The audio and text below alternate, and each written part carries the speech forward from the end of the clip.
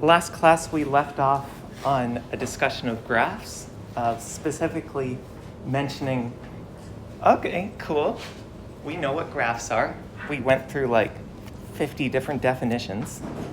Now, how are we going to implement them? This course isn't completely theoretical.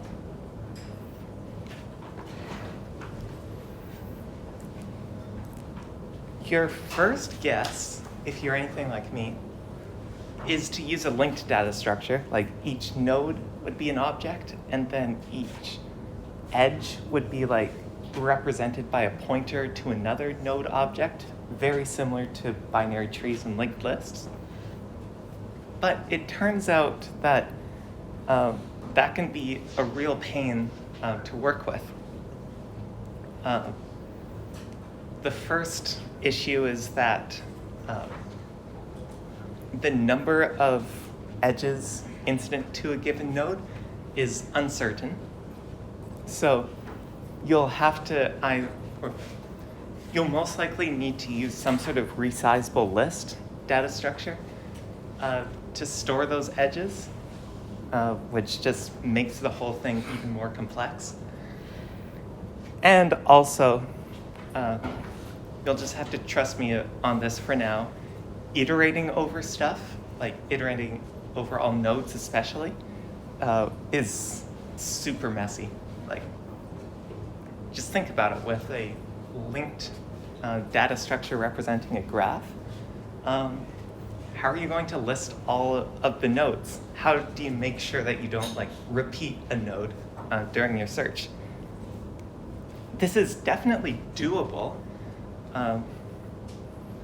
There are ways to traverse a graph, which we're going to talk about actually, and ways to keep track of which nodes you've already visited. So again, it's doable, but it would be painful. And there are two options that I'm going to talk about this class that make writing algorithms like this a lot easier. They make the whole structure a lot simpler. But we're going to sort of briefly pretend that we're solving this problem from scratch. We're going to pretend that the next slide doesn't contain an answer for it. So let's think, what do we need to store and what do we need to do? It's the classic discussion of ADTs versus data structures. ADT is the graph, and we need a good definition for it before we move on to choosing a data structure. So each node might include a label or other data. Previously, we just talked about them as using letters, but it'll probably represent something more meaningful in any real application. Buildings, people, computers, something like that. And then each edge is associated with two vertices and might include a weight and a direction. That reminds me of another reason why a linked data structure for graphs is a bad idea. Since each edge is associated with two vertices, any data associated with that edge needs to be stored or at least referenced in two places. So if you're performing some sort of update on the graph, like removing an edge, adding an edge, changing the weight of an edge, you'll need to remember to update that for both vertices. And that makes it surprisingly error-prone.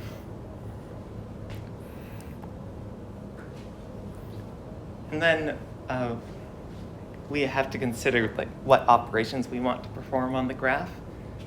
Iterating over all nodes, iterating through all edges, checking if there's an edge connecting two nodes, and iterating over all edges adjacent to a given node.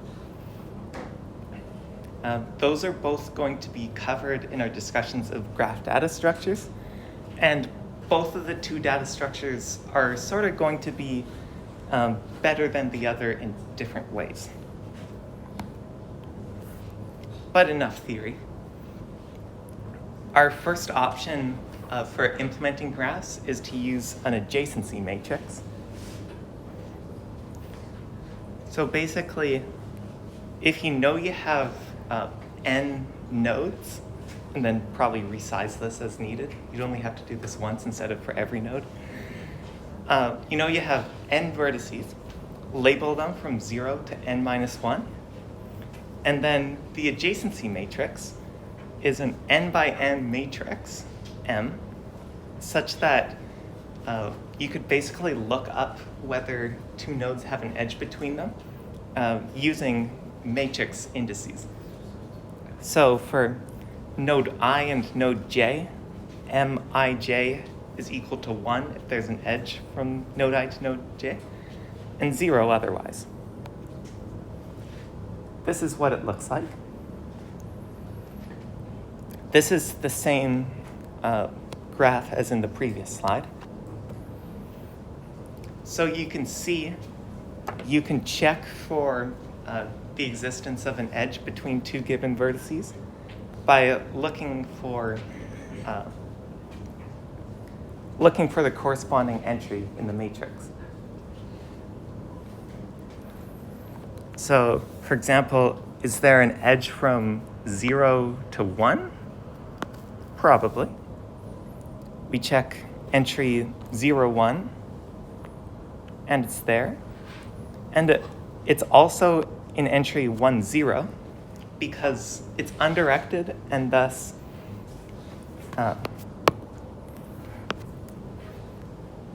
if there's a edge from node I to node j, there's an edge from node j to node I. We're going to see later that if a graph is undirected, so like there could be an edge from node 0 to 1, but not from 1 to 0, then the matrix would not be symmetric about the main diagonal. There would be cases where Mij is 1, but Mji is 0.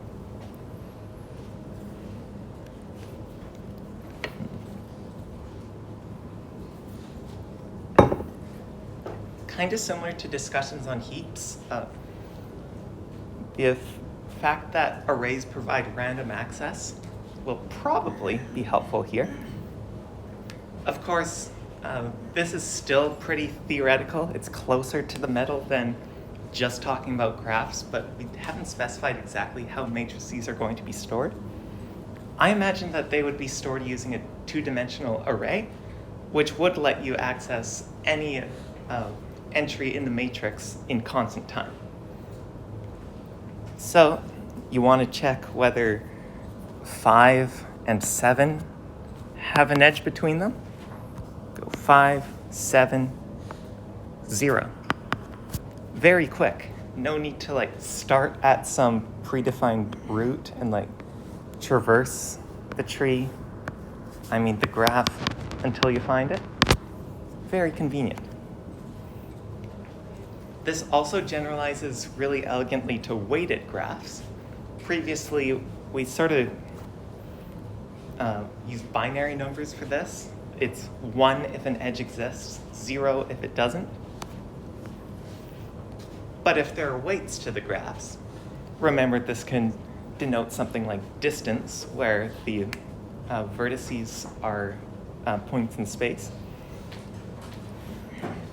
We now have it so a entry in the matrix is 0 if the edge doesn't exist, or if it does exist, it is the weight of that edge. Note that we can still totally have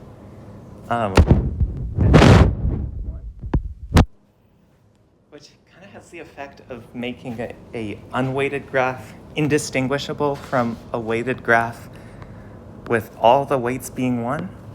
Don't write that down.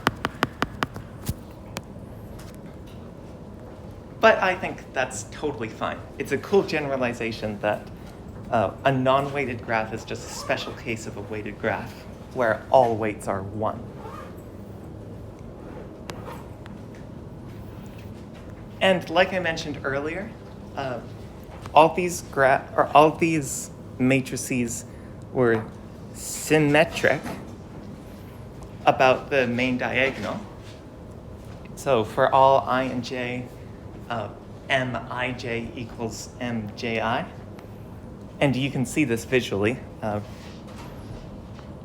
Pairs of numbers seem to be reflected about the main diagonal.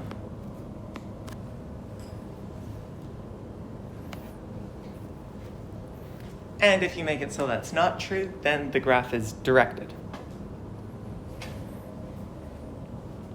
There is an edge from 0 to 1, but not necessarily from 1 to 0. And that's reflected by the values of this matrix.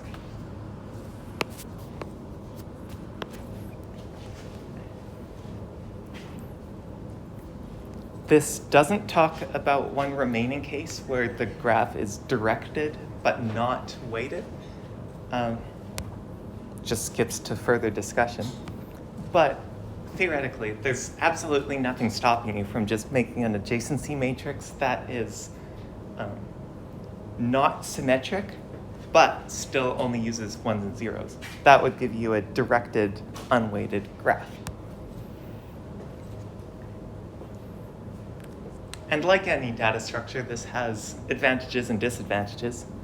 If it only had advantages, we wouldn't put much effort into studying it. And if it only had disadvantages, we put no effort into studying it.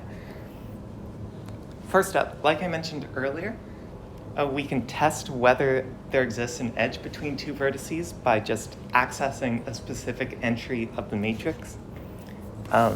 This syntax pretty much suspicion that the matrix would be implemented using a 2D array. And you can do this in constant time. Second advantage, totally trust me, bro, we're gonna gloss over this. But yeah, you might have a reason to do matrix multiplication with an adjacency matrix. I'm not deep enough into graph theory for this. I have no idea what the product of two graphs would look like. But knowing that it's possible is pretty cool. And then a disadvantage is that the matrix can be very sparse, which means we're wasting memory. We'll address this with the second implementation option. But for now, just look at how many zeros we're storing. Do we really have to specify every time that these vertices are not adjacent? These vertices are not adjacent. These vertices are not adjacent. These vertices are not adjacent. These vertices, it's a waste of time. Just tell me about the vertices that are adjacent.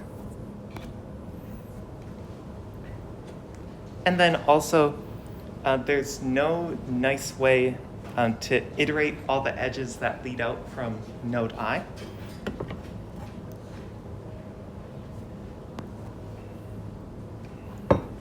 Doing so can be straightforward on paper.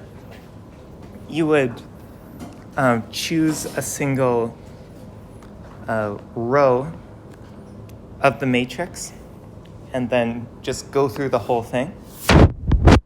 You'd eventually find a 2 in column 1 and a 1 in column 4, and that would tell you about all the edges that lead away from it. So that's fine. It's O of n, I guess. But you would have to go through every column of the matrix, which is like worst case O of n. It's like legit doing something for all n. Wait, what would n even represent in this case? Oh, the number of vertices. It's easy. So if you want to iterate through all of the outgoing edges of a node that has no outgoing edges, you're going to end up wasting a lot of time. This goes hand in hand with the fact that we're sort of wasting memory by storing all these zeros. So a solution to the problem of wasting memory will also solve the problem of not having a convenient way to iterate through all edges. So that's technically the end of today's lecture. Of course, we still have 10 minutes, so I want to go ahead. As I mentioned before, my goal is to get like a full day ahead so I can move the quiz cutoff earlier. So let's get right into it. The first few slides of the lecture that's supposed to be Monday are redundant compared to what we just went through. It's the exact same content. We have an unweighted, undirected adjacency matrix, weighted, undirected, and weighted, directed adjacency matrix. So, oh yeah, and the discussion of what it's like. I think I'm going to go over that example that I skipped earlier before I go on to the next way you can implement graphs.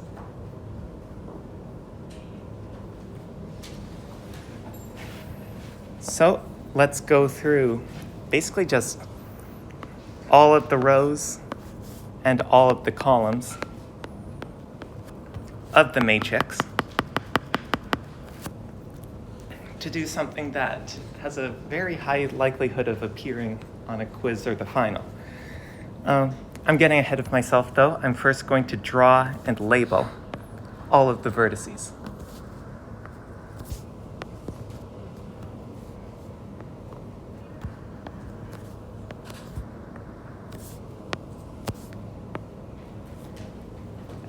Okay, now we're going to go through all the entries. 0 to 0, that's 0. We do nothing. 0 to 1 is 1. So we're going to draw an edge going from 0 to 1. And then, yeah, say I only drew the edge like that, and I'm not sure how much other detail to include.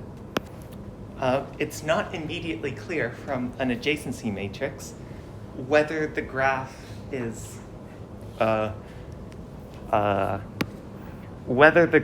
weighted or directed or not. So if the quiz or exam question doesn't specify, you'll have to just figure it out from the properties of the matrix. I see that the entries are all 1s and 0s, so it must be unweighted. And then to figure out whether it's directed or not, I just need to look at the main diagonal and try to find a pair of, I don't know the term for this, but it's intuitive. A pair of reflected indices. Just a instance that shows that it isn't symmetrical. While I was yapping, I found that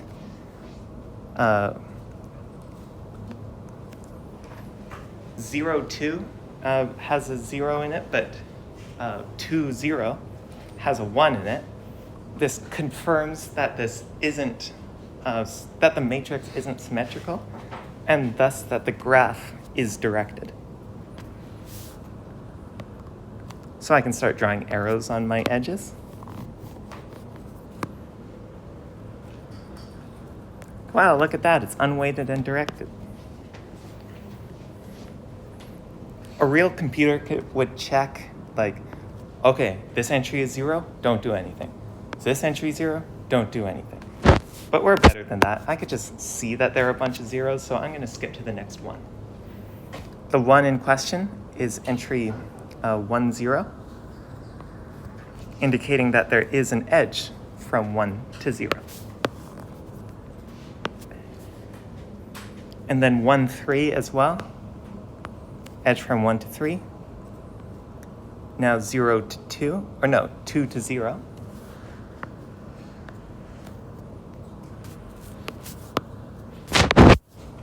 Two to 3.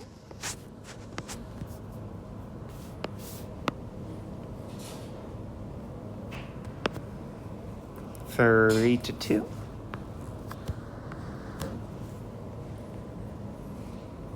3 to 4.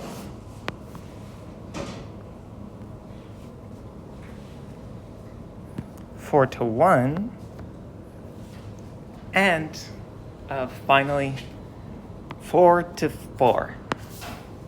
We know how to handle this though. It's an edge from 4 to itself. And then the answer key says the same thing.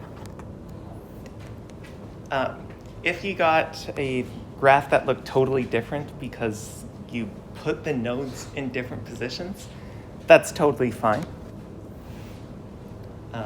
As long as you have the correct nodes and edges, the marker will be able to figure it out.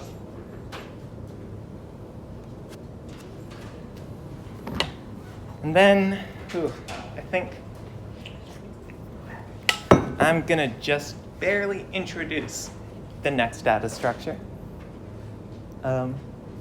Might even have time to go over its advantages and disadvantages if I talk fast enough. But if I get to the next major topic, which is graph traversals, I'll just stop there.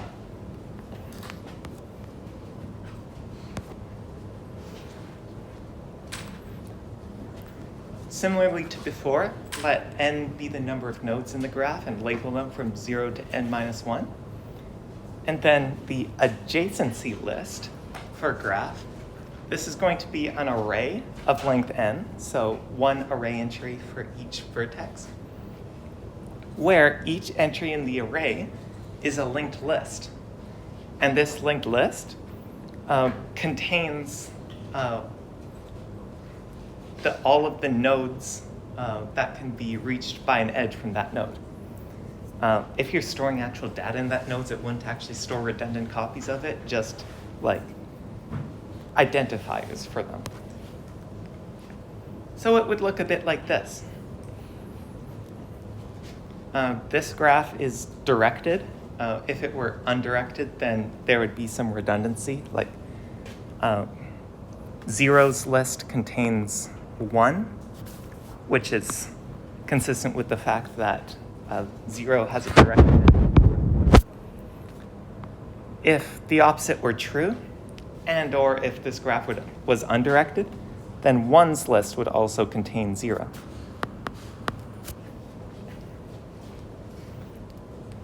This one is a good bit more confusing than the adjacency matrix. I recommend spending a bit more effort on this because the linked nature of linked lists can very easily be confused with, well, edges between nodes.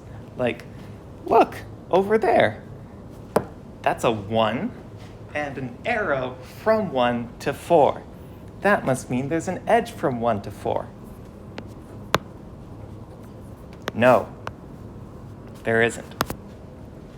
Instead, this means that 0 is adjacent to 1 and to 4. It's not intuitive, so make sure to practice this. All these crossed out 0 symbols basically represent null pointers.